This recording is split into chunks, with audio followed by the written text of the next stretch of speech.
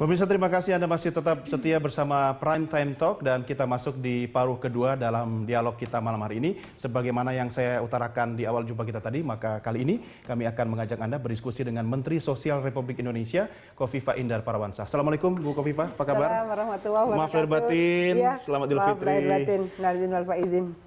Bu Kofifa, ini lebaran di Jakarta aja? Last flight malam ini mudik ke Surabaya.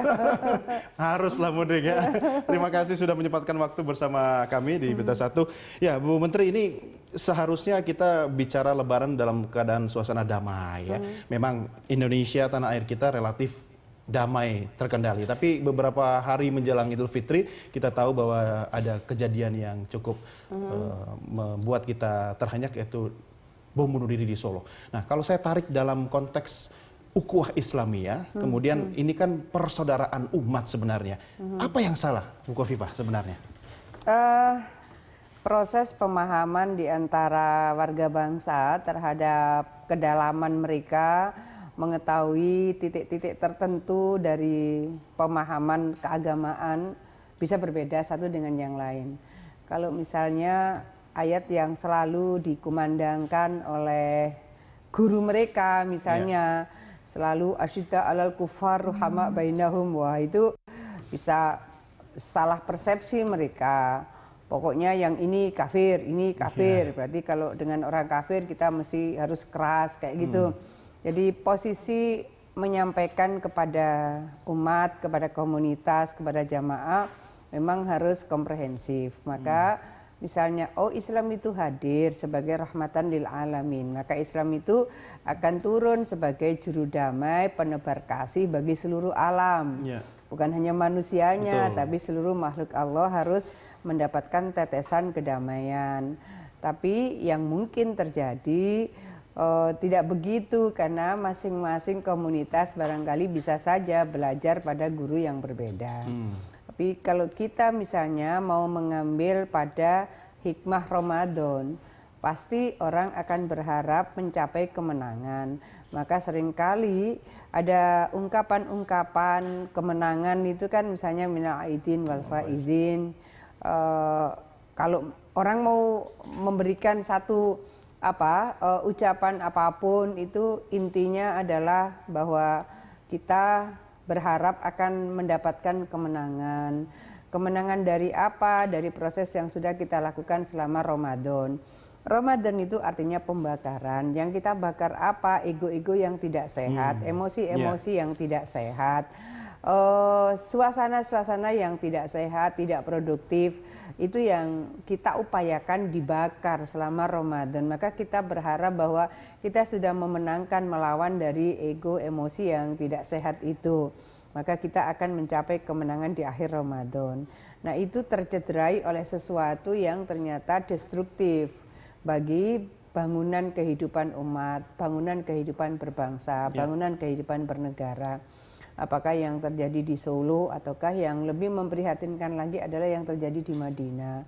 Maka sungguh kita membutuhkan satu kebesaran hati, kebesaran jiwa untuk tidak segera menuding ini anti-Islam misalnya. Ini kan akan merusak persaudaraan tidak hanya umat Islam di Indonesia, tetapi juga umat Islam di seluruh dunia. Ini Bu Menteri, yang nggak benar muridnya atau yang keliru gurunya ini? Ya, tapi memang firqah-firqah di dalam Islam itu sudah disebut memang dalam ajaran Islam ada 73 firqah. Nah, sudah diketahui firqah-firqah seperti itu. Oleh karena itu, bagaimana sebetulnya kalau kita itu berdakwah menurut Quran, ud'u ila sabili rabbika bil hikmah. Berdakwah dengan hikmah itu seperti apa? Adakah juru dakwah juga melakukan sesuatu dengan hikmah? Bil mau'izatil hasanah. Contoh-contoh kebaikan itu seperti apa? Wajadilhum billati hiya ahsan, bil mujadalah itu seperti apa? Kalaupun kita melakukan sebuah diskusi, sebuah perdebatan, argumentasi-argumentasi itu disusun sedemikian rupa, dan itu untuk segmentasi yang mana. Jadi yang bil hikmah, yang bil mau'izatil hasanah, yang bil mujadalah itu segmennya tentu berbeda. Pada kualifikasi-kualifikasi seperti ini mungkin tidak semua juru dakwah itu menyiapkan kualifikasi seperti itu karena kemungkinan memang komunitasnya heterogen. Nah, kalau komunitasnya heterogen, maka memang harus diambil satu lini bahwa ini masyarakat yang level ini mungkin pemahamannya, persepsinya seperti ini.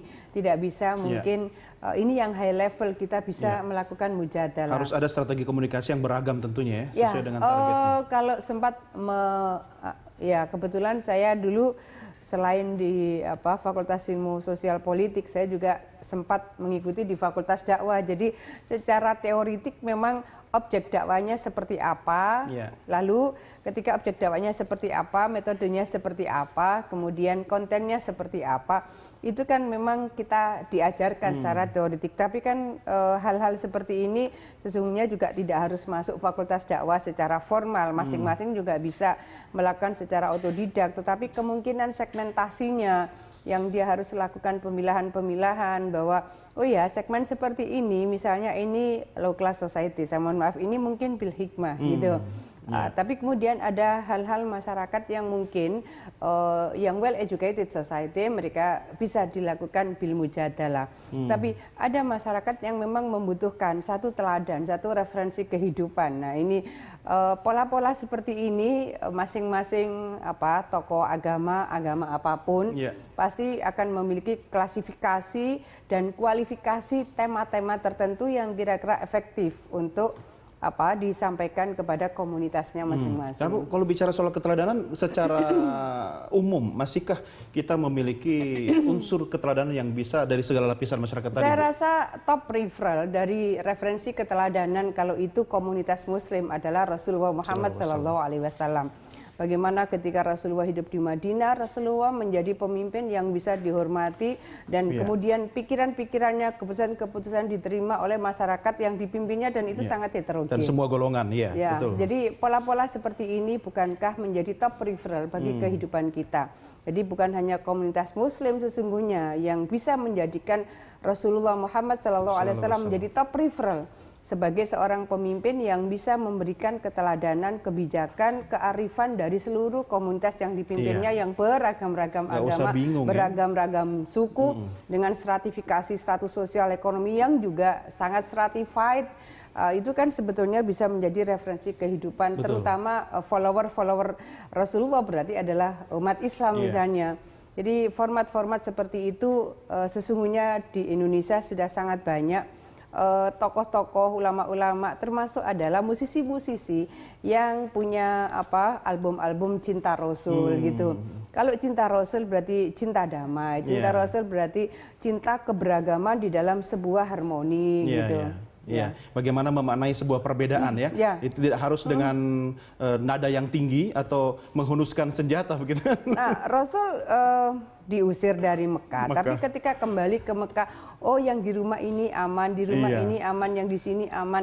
Bagaimana kemudian Rasulullah memberikan jaminan keamanan kepada mereka yang dulu memaki-maki, mengusir dan seterusnya. Jadi kebesaran hati seorang pemimpin seperti Rasulullah Muhammad SAW, bukankah itu bisa menjadi referensi bagi religious leader kita, formal maupun informal leader kita? Iya, artinya Bu Menteri, kita nggak usah galau dong ya. Ini kalau ada generasi galau sekarang ini, mau cari role model mana? Tenang aja, ada Rasulullah SAW yang sebenarnya bisa dijadikan teladan atau panutan. Nah, saya akan dalami lebih jauh soal keteladanan ini nanti di segmen berikutnya. Kita break dulu Bu Kofifa dan pemirsa, tetap bersama kami segera kembali sesaat lagi.